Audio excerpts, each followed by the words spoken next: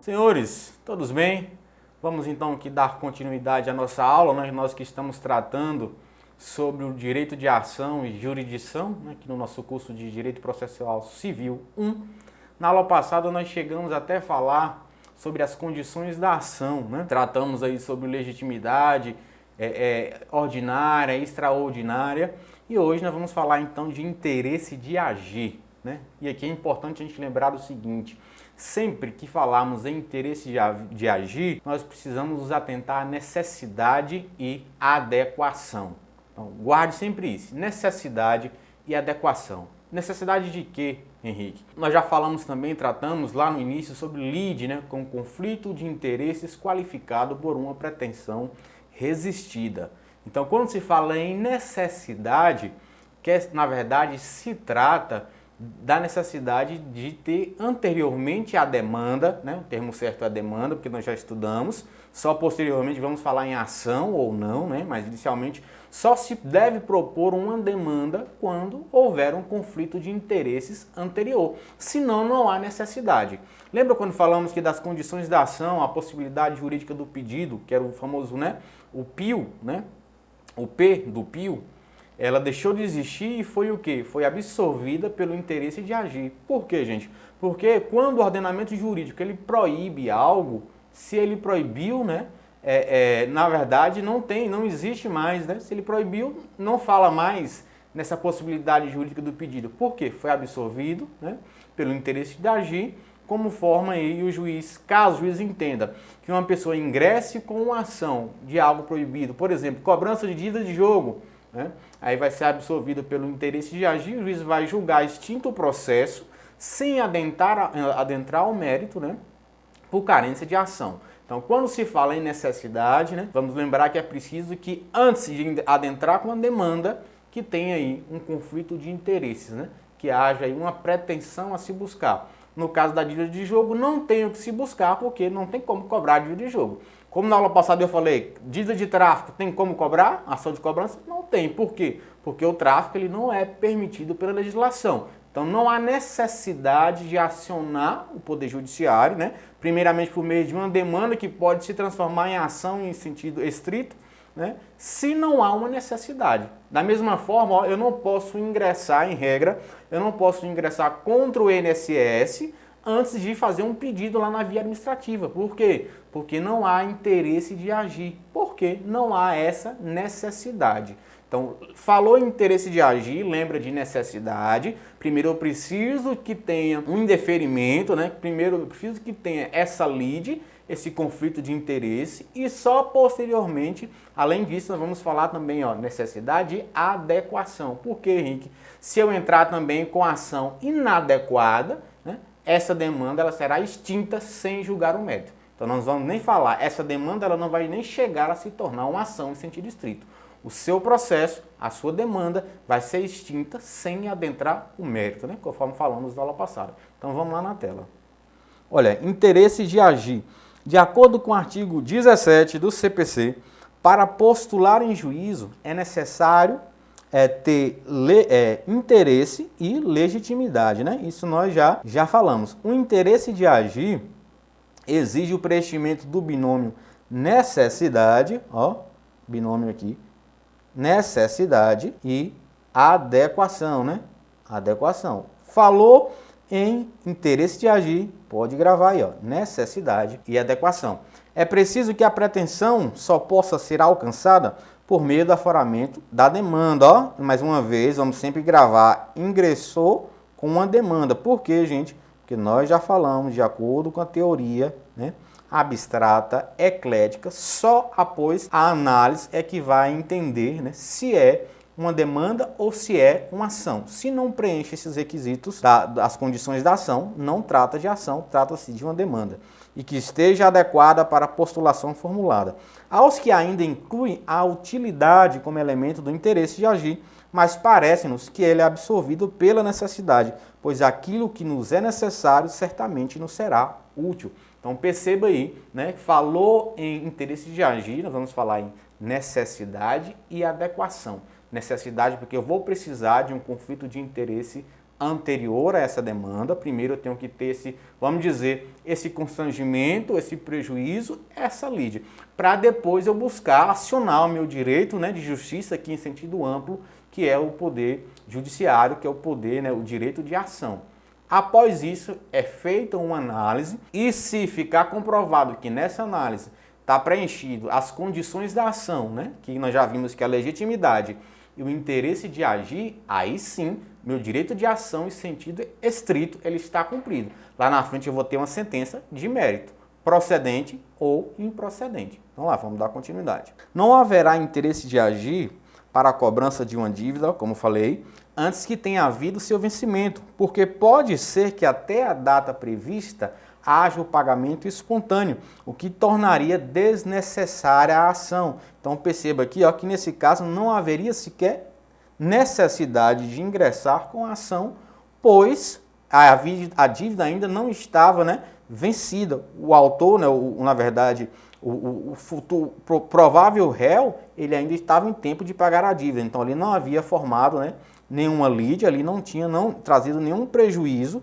ao autor da possível ação, né, ou possível demanda. Mas desde o vencimento, se a dívida não for paga, haverá interesse de agir. Também é necessário que haja adequação entre a pretensão do autor e a demanda por ele ajuizada. Ao escolher a ação inadequada, o autor está se valendo de uma medida desnecessária ou inútil, o que afasta o interesse de agir. Então perceba que além da necessidade também tem adequação. Eu não posso chegar ao Poder Judiciário de qualquer forma, de qualquer jeito e achar que vou ter aí, né, a minha contenda resolvida, achar que vou ter uma pretensão aí nas minhas mãos. Não, eu tenho que cumprir, nós vamos ver aí de agora em diante. Além das condições da ação, nós vamos ver que tem elementos da ação, pedidos, né? E aí tem que cumprir todas essas regras sob pena de seu processo ser julgado aí como carecedor de ação, né? E aí não vai passar nem dessa análise, se é demanda, na verdade nem vai chegar, né? É ação. Então vamos lá, vamos na tela. Por fim, ó, dentre aí as condições da ação, tem a possibilidade jurídica do pedido. O CPC, como já mencionado, eliminou a possibilidade jurídica do pedido do rol das condições da ação. Isso não significa que, verificando o juiz que a petição inicial contém o pedido juridicamente impossível ou embasado em causa de pedir ilícita, deva receber e determinar o prosseguimento do processo. Ele também não pode, salvo nas hipóteses do 332 do próprio CPC, proceder ao julgamento, concluindo pela improcedência de plano, pois essa solução só pode ser adotada nas hipóteses previstas em lei.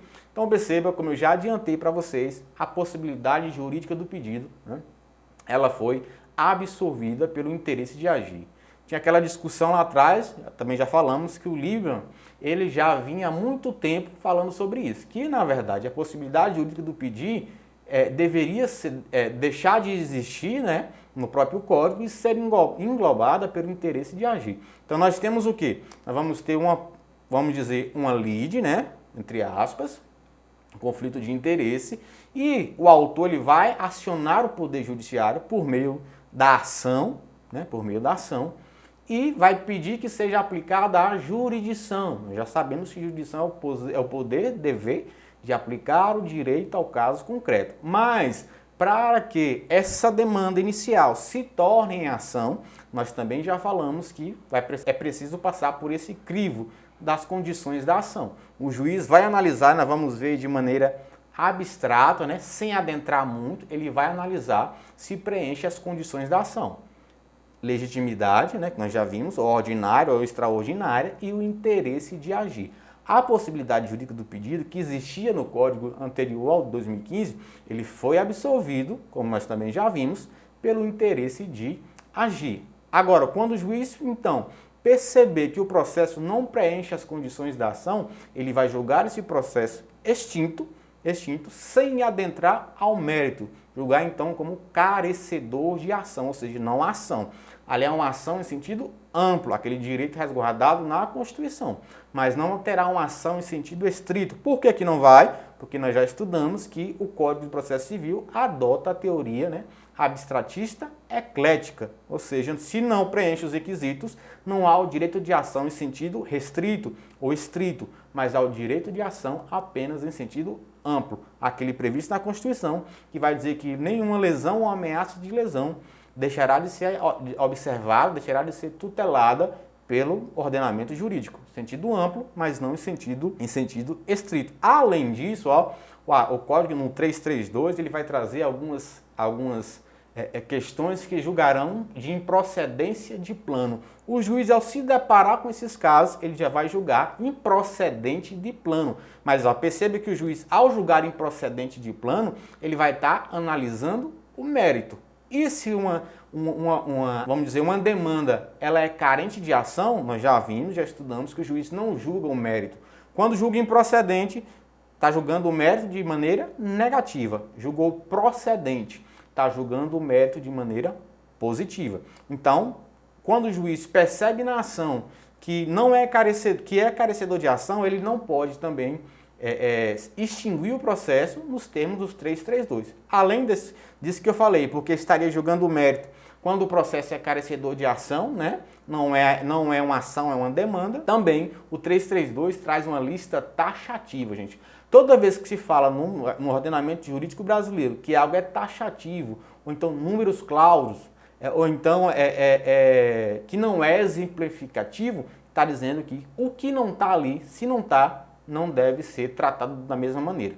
O que só é considerado específico, né, nesses casos, se constar naquele rol, naquele artigo. O rol do 332 ele é taxativo, tem que constar lá. Se não constar, o juiz não pode julgar improcedente de plano, uma ação, se não consta no 332. Então, se é carecedor de ação, o juiz vai ter que extinguir como carência de ação, sem entrar no mérito.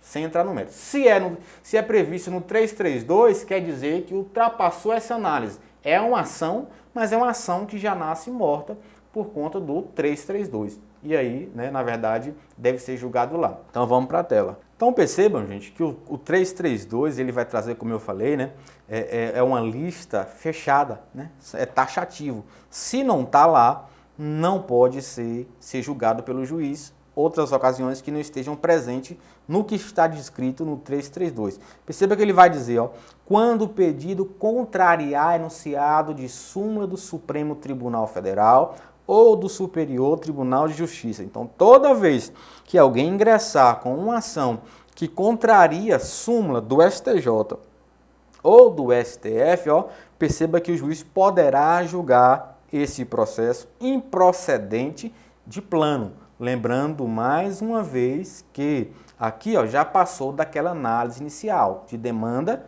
e ação. Aqui já foram analisadas as condições da ação, estavam preenchidas, né? Mas chegou-se à conclusão, o juiz chegou à conclusão de que aquele caso estava previsto no rol do 332. Então, primeiro, se contrariar enunciado de súmula do Supremo Tribunal Federal ou do STJ, né, vai ser julgado improcedente de plano. Da mesma forma, acórdão proferido pelo Supremo Tribunal Federal ou pelo Superior Tribunal de Justiça em julgamento de recursos repetitivos. Vai gravando só as nomenclaturas que lá na frente nós vamos entender cada assunto desse aqui. Não precisa se preocupar não. Então, quando é julgado também do STF, do STJ de recursos repetitivos, também vai ser julgado aí improcedente de plano nos termos dos 332.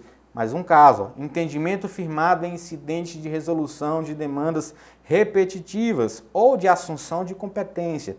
Também vai ser julgado de improcedência do plano, caso o autor adentre com ação que se enquadre, né, nesse requisito. Mais uma, ou enunciado de súmula do Tribunal de Justiça sob o direito local. O processo também vai ser julgado improcedente de plano. E também quando o juiz verificar, desde logo, a ocorrência de prescrição ou de decadência. Vem aqui para mim, vocês vão lembrar quando a gente estava falando lá no início sobre o princípio da não surpresa, que mesmo quando se trata de ações que o juiz possa julgar de ofício, ele vai ter que intimar a parte para falar. E aqui nós falamos sobre essa questão, quando o juiz ele extinguia o processo sem, inclusive, citar o réu. Nós falamos que isso aqui não feria o princípio da não surpresa, porque não trazia prejuízo para o réu.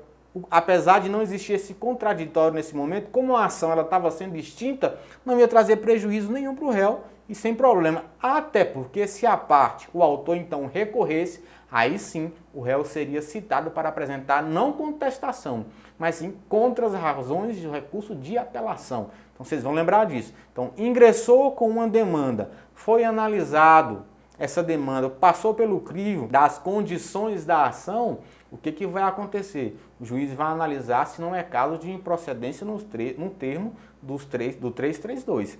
Passou por isso aí, pronto, já vai para a citação e aí o processo vai andar. Agora, se o juiz percebeu que não preenche as condições da ação, é extinto, sem entrar no mérito, por carência de ação, seja por legitimidade, seja por interesse de agir.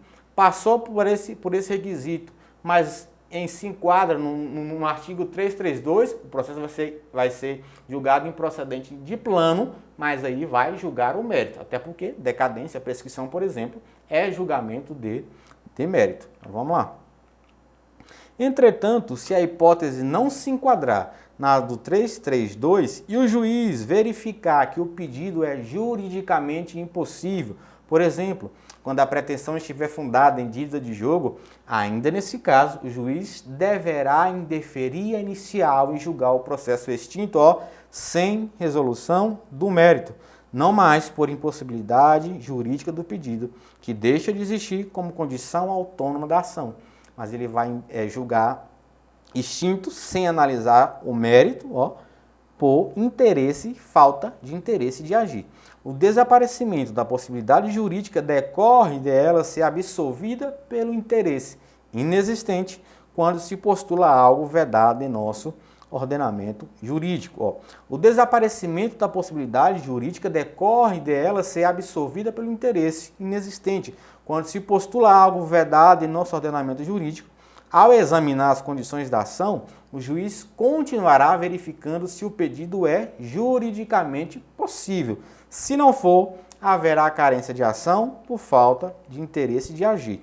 Assim, no fundo, a falta de interesse interesse por impossibilidade jurídica do pedido seria quase uma improcedência de plano, que decorre do fato do juiz verificar de início, ab initio, que a pretensão do autor jamais poderá ser acolhida. De qualquer maneira, o nosso ordenamento jurídico só permite a improcedência de plano nos casos do 332. Como eu falei, o rol ele é taxativo. Assim, se o juiz verificar que o pedido é juridicamente impossível, como no exemplo de dívida oriunda de jogo, ele vai extinguir o processo, mas sem entrar ao mérito. Não nos casos do 332, mas sim por falta de interesse de agir. Então, aqui, voltando para mim, perceba que, como eu falei, a primeira análise da demanda, porque não é ação ainda, primeira análise é se preenche ou não as condições da ação. E nós já falamos que as condições da ação hoje, no ordenamento jurídico hoje, é legitimidade, que vai ser ordinária ou extraordinária, e o interesse de agir. Possibilidade jurídica do pedido deixou de existir. Mas se o processo, se a demanda for caso de impossibilidade jurídica do pedido, o processo será extinto também por carência de ação, mas vai ser fundamentado, no interesse de agir. Então, ainda passou por esse crivo, aí nós vamos falar mais em demanda. Se preenche os requisitos da ação, se torna uma ação e o juiz vai analisar agora nos termos do 332. Se a causa pretendida pelo autor não está presente no 332, que é quando o juiz poderá julgar improcedente de plano, pronto, ali o processo vai caminhar e vai andar de forma tranquila. Vamos para a tela? Teoria da asserção. Para os defensores dessa teoria, o exame das condições da ação deve ser feito em abstrato, pela versão dos fatos trazidos na petição inicial. O juiz verificará se elas estão preenchidas considerando verdadeiro aquilo que consta da inicial em abstrato. É certo que, no exemplo do item anterior, no curso da instrução ficou provado que a versão inicial não era a verdadeira e que a dívida era de jogo. Porém, para um assertivista, o que é apurado em concreto pelo exame das provas é mérito e não mais relacionado às condições da ação. Então aqui perceba, gente, que para essa teoria, nessa análise, né, de condições da ação para verificar a legitimidade e o interesse de agir, para a teoria adotada pelo ordenamento jurídico brasileiro, que é a teoria da acessão, para esses defensores, essa análise inicial ela tem que ser uma análise superficial, uma análise que vai só de acordo com o que foi descrito pelo autor na petição inicial. Por quê? Para ele, se for aprofundar nessa análise, aí não vai ser mais uma discussão se é essa demanda ou se é ação, mas vai ser automaticamente transformada em ação, porque vai acabar entrando no próprio mérito. E nós estamos lembrando, né, a gente lembra que a teoria abstratista eclética, ela vai dizer que só é julgado o mérito quando de fato é uma ação. Se é carecedor de ação, não se julga o mérito. Nós falamos várias vezes. O processo ele vai ser extinto sem julgar o mérito. Preencher o requisito das condições da ação, o processo vai aí, se torna uma ação, e lá na frente, né, ele vai ser julgado procedente ou improcedente. Mas essa análise inicial, se preenche ou não os requisitos da ação, para a teoria da acessão, essa análise ela tem que ter superficial. Né? Esses defensores vão dizer, não, é uma análise só da petição inicial, sem adentrar muito nas provas, porque senão você está entrando no próprio mérito e automaticamente está reconhecendo ali, passando por cima das condições da ação e vai julgar o mérito. Aí nós estamos aí contrariando, né, a teoria adotada, que é a abstratista eclética. Então vamos lá, vamos na tela. Em oposição aos defensores da teoria da acessão, aqueles que entendem que as condições da ação devem ser examinadas em concreto. Para eles, o juiz, ao analisá-las, deve considerar não apenas o que consta da inicial, a versão afirmada do autor, mas tudo o que tenha ficado apurado. Então perceba que, a contrário senso, se por um lado nós temos a teoria da acessão, dizendo que essa análise deve ser de forma superficial, inicial, a teoria para os concretistas, eles vão dizer que não, que essa análise aí tem que ser aprofundada e de fato entrando até no mérito tudo que o juiz puder analisar, né? Mas nós já falamos, o que se adota no Brasil é a teoria da acessão. De fato, essa análise ela deve ser superficial das condições da ação, ficando essa análise mais profunda para depois, na instrução, né, onde o juiz vai julgar de fato o mérito. Né? É isso que o ordenamento jurídico ele vai dizer. Vamos lá. Elementos da ação. Volta para mim aqui um pouquinho. Perceba bem, nós falamos sobre as condições da ação. Agora vamos falar elementos da ação que vai identificar, né, a própria ação. E aí vamos perceber que esses elementos, a depender, né, eles poderão modificar se pode causar uma litispendência, pode causar uma conexão, pode causar uma continência. Né? Esses elementos, partes, caso de pedido, né, é o que vão identificar a ação, diferentemente de condições.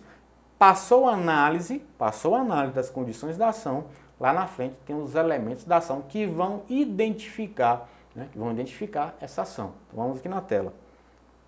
Outro aspecto de grande relevância para a compreensão do tema é o dos elementos da ação, que não se confundem com as condições. Estas são requisitos que devem ser preenchidos para que exista o direito de ação em sentido estrito. Aqui nós já falamos que, na verdade, quando não preenche, né, os requisitos da ação, essa ação ela não chegou a ser uma ação em sentido estrito, mas ação em sentido amplo, aquela prevista lá na Constituição.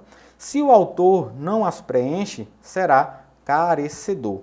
Já os elementos servem para identificar a ação como uma espécie de carteira de identidade. Ó.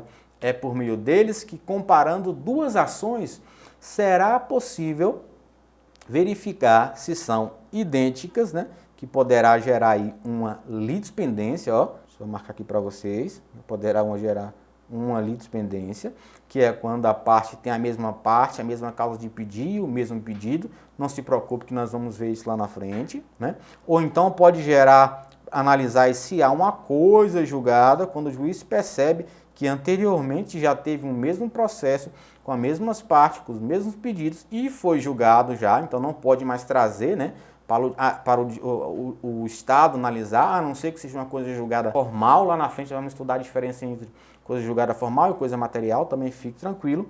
Se são semelhantes, caso poderá haver conexão ou continência, nós também vamos estudar isso aqui, que é relacionado à igualdade de pedidos e causa de pedir, só que na continência o pedido ele vai ser amplo, né? A causa de pedir, a parte será a mesma, mas o pedido ele vai ser mais amplo, ele vai abranger também o outro. Mas fique tranquilo que isso nós vamos ver ao tratar sobre competências. Ou se completamente diferentes os elementos da ação. Quais são, gente? Os elementos da ação, partes, pedido e a causa de pedir. Se modificarmos qualquer um deles, alteraremos a ação.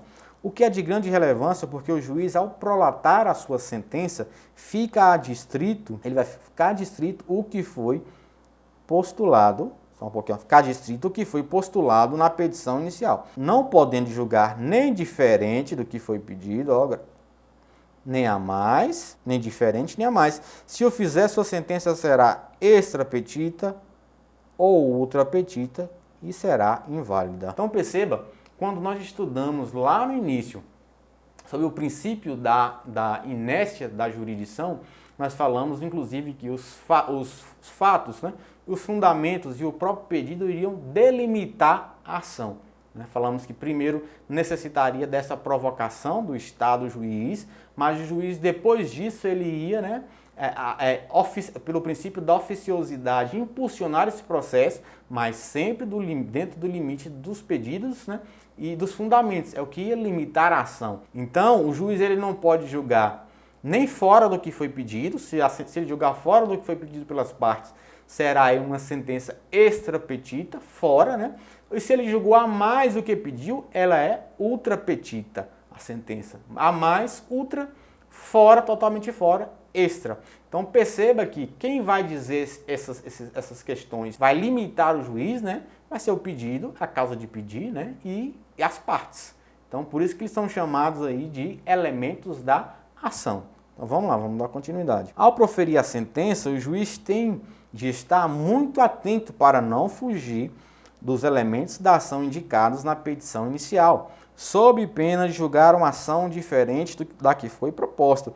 Mas isso será retomado com mais profundidade quando examinarmos a causa de pedir. Nós vamos ver que dentro da causa de pedir nós vamos ter os fatos e os fundamentos do pedido, né? Mas aqui nós vamos ver cada um desses elementos da ação. O primeiro deles é as partes. Parte é quem pede a tutela jurisdicional e é em face de quem ela é postulada. Em síntese, nós vamos ter um autor que vai apresentar a ação e vamos ter um réu que vai apresentar a exceção, que vai apresentar a defesa. O autor é aquele que pede, o réu é aquele que se defende, né? Não tem qualidade de parte aqueles que funcionam como representantes legais. Por exemplo, um menor absolutamente incapaz que vá a juízo para postular alimentos terá de ser representado. A parte será o incapaz e não o representante. Aqui, só está delimitando, né, que na ação nós temos autor e temos réu. Enquanto o autor é quem apresenta a demanda, né, apresenta futuramente a ação, o réu é aquele que apresenta a exceção, é aquele que vai defender. E quanto à parte, nós já estudamos lá em legitimidade, nós vamos ter o que? Legitimidade ordinária, que é aquele que defende o seu próprio direito em juízo, e falamos sobre legitimidade extraordinária, que é aquele que defende o direito alheio em juízo, mas em nome próprio. Nós falamos do sindicato, falamos da OAB. Então, quando fala do genitor, da genitora, da mãe ou do pai que ingressa com ação pedindo alimentos em juízo para o filho, ele está ali, é uma espécie de legitimação ordinária. Ele está apenas, né, representando. O direito é da criança e a criança que é o autor, a criança que é a parte. O pai ou a mãe que está ali na figura só de representante. Mais uma vez, só para lembrar, quando se trata de menor de 16 anos, né, inválido, vamos falar em representante. Maior de 16, menor de 18, nós vamos falar em assistido, né? Ele não é representado, ele é assistido, né? Então vamos lá, vamos dar continuidade. Nos processos de jurisdição voluntária, as partes são denominadas de interessados, mas no fundo não deixam de ser partes. Questão curiosa é a possibilidade de existir uma ação que não tem autor ou réu. É possível que não tenha autor naqueles raríssimos casos em que o juiz pode dar início ao processo de ofício. É regra quase absoluta a inércia da jurisdição, mas há algumas raras exceções, como, por exemplo, o processo de arrecadação de bens de ausente, que o juiz pode iniciar de ofício. Em casos assim, ninguém sustentará que o autor é o próprio juiz, né? A ação não terá autor. Então, mais uma vez, nós já falamos sobre jurisdição voluntária, tem essa discussão se é ação ou não é, mas nós já falamos que é sim. Apesar de ser voluntária, a jurisdição nós classificamos em voluntária e contenciosa. Voluntária porque o juiz não vai decidir ao final quem tem o melhor direito. O juiz vai agir, né, de acordo aí com o acordo firmado pelas partes. Ele não vai decidir quem tinha o melhor direito, ele vai simplesmente administrar e dividir o direito de maneira como as partes entenderam melhor, né? Mas, entre aspas, tem essa discussão se são partes ou se são interessados, né? Mas nós podemos dizer que é uma maneira diferente de partes, né? São interessados porque não há autor e também não há réu nessa ação, né? Eles estão apenas requerendo ali, de forma consensual, uma palavra, né? Uma palavra do Poder Judiciário, uma definição do Poder Judiciário. Então, nós vamos perceber que nesses processos em que há uma jurisdição voluntária, que se, né, na verdade, não há autor, não há réu, né, não há partes, é sim uma ação, como nós já falamos, e o outro exemplo trazido aqui é que em alguns casos, algumas ações não terá autor. Por quê? A regra é que, de acordo com o princípio da inércia, né, é preciso provocar o Poder Judiciário, salvo quando previsto em lei. Nós vimos que há exceção. Uma da exceção é, por exemplo, quando o próprio juiz, né, há uma herança ali já vacante, né, jacente, não apareceu, o dono do juiz vai chamar e vai arrecadar esses bens. Perceba que aqui é uma exceção ao princípio da inércia, né? E também o juiz não pode ser considerado como autor. Assim como nós vamos perceber que em alguns casos também não vai ter réu na ação. Isso é exceção, não vai ter uma parte contrária, né? Vamos ver alguns exemplos aí na frente. Por exemplo, no caso de um reconhecimento de paternidade, quando o pai faleceu e não se tem herdeiros. Normalmente, quando se fala em herança, né, a herança que é um espólio, né, vamos dizer, um conjunto de bens, só pode tratar sobre questões patrimoniais. E no reconhecimento de paternidade, a ação é pessoal, porque precisaria de fazer o exame de DNA, né, em um herdeiro. Na falta de herdeiro, não vai ter réu, porque contra o espólio não tem como fazer e não tem herdeiro. Então essa ação ela vai prosseguir, o juiz vai tentar buscar fazer essa análise de uma maneira diversa, né? E a ação também não vai ter réu, mas nós vamos ver lá na frente, vamos para frente. Também são raras as hipóteses de processo sem réu.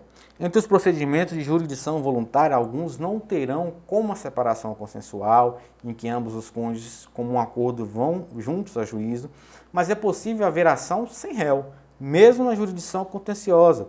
Por exemplo, como eu adiantei para vocês, imagine-se uma demanda de investigação de paternidade, quando o suposto pai já faleceu e não deixou herdeiros. Por sua natureza pessoal e não patrimonial, ela não pode ser dirigida contra o espólio, a massa de bens deixada pelo falecido. Em caso de morte do suposto pai, ela deve ser proposta em face dos herdeiros. Caso eles não existam, a ação não terá réu. Então aqui a gente finaliza essa primeira análise, né, dos elementos da ação, fechando então a análise sobre partes. Nós vamos finalizar esse bloco e no próximo bloco então nós vamos iniciar com os pedidos, tá certo? Conto com vocês, até daqui a pouco.